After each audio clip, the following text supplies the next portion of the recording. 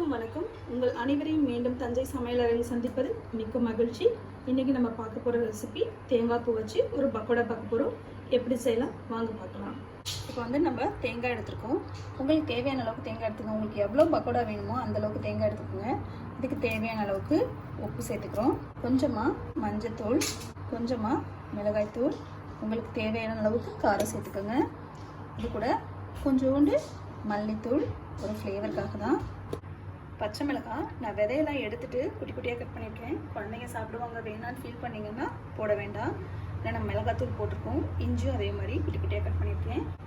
கருவேப்பிலை, கொத்தமல்லி நான் ரெண்டுமே சேர்த்து வச்சுருக்கேன். ரெண்டையும் கொஞ்சம் கொஞ்சம் கட் பண்ணியிருக்கேன். இல்லை தேவையான அளவுக்கு உங்களுக்கு எவ்வளோ தேவையோ அந்தளவுக்கு போட்டுக்கோங்க. நான் இப்போ ஒரு அரை மூடி நல்லா நல்லா இருக்கிற தேங்காய் எடுத்துருக்கிறேன். நீங்கள் வந்து உங்கள் தேங்காயோட உள்ளே இருக்கிறத பார்த்து போட்டுக்கோங்க. சம்டைம்ஸ் கொஞ்சமாக இருக்கும் சில தேங்காயில். இப்போ நம்ம ஒரு தேங்காய் திருவிக்கலாம். உங்கள் வீட்டில் எத்தனை பேர் இருக்காங்களோ அதுக்கு தகுந்த மாதிரி நீங்கள் போட்டுக்கலாம். நம்ம கொஞ்சமாக கடல மாவு சேர்த்துக்கணும். ஒரு ஸ்பூன் 2 ஸ்பூன் அளவுக்கு சேர்த்துக்கோங்க. அரை ஸ்பூன் அளவுக்கு அரிசி மாவு சேர்த்துக்கோங்க. ஆப்ஷன் தான், வேணும்னா சேர்த்துக்கோங்க, இல்லைன்னா பரவாயில்ல. இது கூட பொடிசாக கட் பண்ண வெங்காயம், நான் ஒரு வெங்காயம் சேர்த்துருக்கேன், பெரிய வெங்காயமாக. உங்களுக்கு எந்த அளவுக்கு எடுத்துக்கிறீங்களோ அந்தளவுக்கு சேர்த்துக்கோங்க.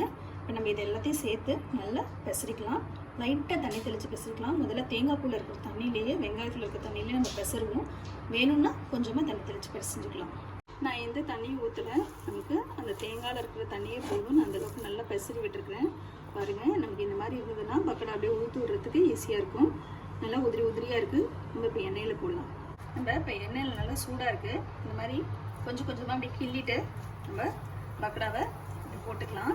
நம்ம பக்கடாவை இந்த மாதிரி செவந்து வருது. இந்த ஸ்டேஜில் நம்ம பரட்டி விட்டுக்கலாம். நல்லா இந்த மாதிரி நம்ம பரட்டி விட்டு கொஞ்சம் நாள் வேக விடலாம்.